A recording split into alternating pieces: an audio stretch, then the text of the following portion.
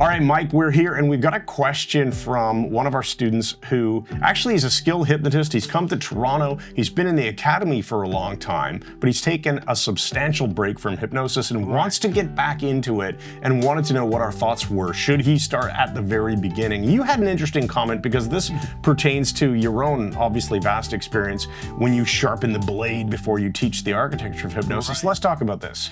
Okay, well, the question he had was, do I go back to the beginning, as you said, go through the entire academy again, video after video, or should I just jump around and maybe pick things I'm not comfortable with? Either one can work for you because nobody but you knows the spots that you need help with. But here's the thing, by starting at the beginning, it's probably the better method. When I teach architecture of hypnosis in Toronto twice a year, I take literally almost 2 weeks of preparation time.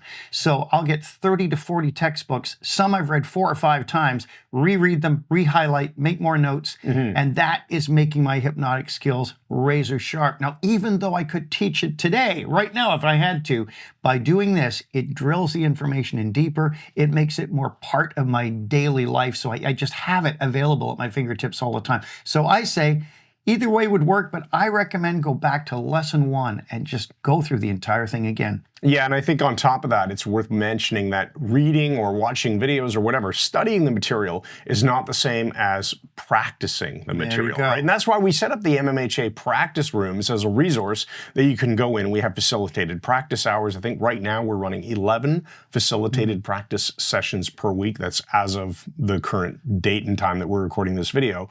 We'll probably expand that over time. But the whole point is to build a bit of a Lego block approach. So get your skills down. So whether your first skill is something like practicing calibrating your subject, or practicing never-ending sentences, or just even a piece of that, like practicing making truism statements, and then making pacing and leading statements, and linking them together, and using Nuvi language, whatever the case may be.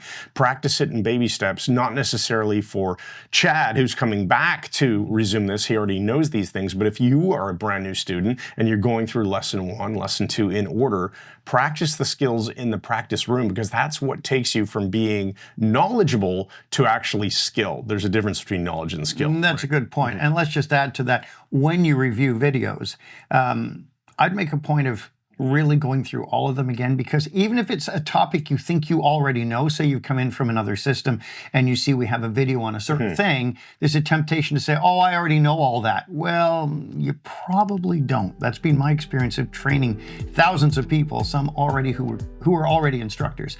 So go through even the videos you think you already know and review and practice in the rooms, practice live with people in your life, and practice that's unavoidable. You must practice to get good at something. All right. And if you're brand new and want to learn more, go to MikeMandelHypnosis.com and you can check out our academy.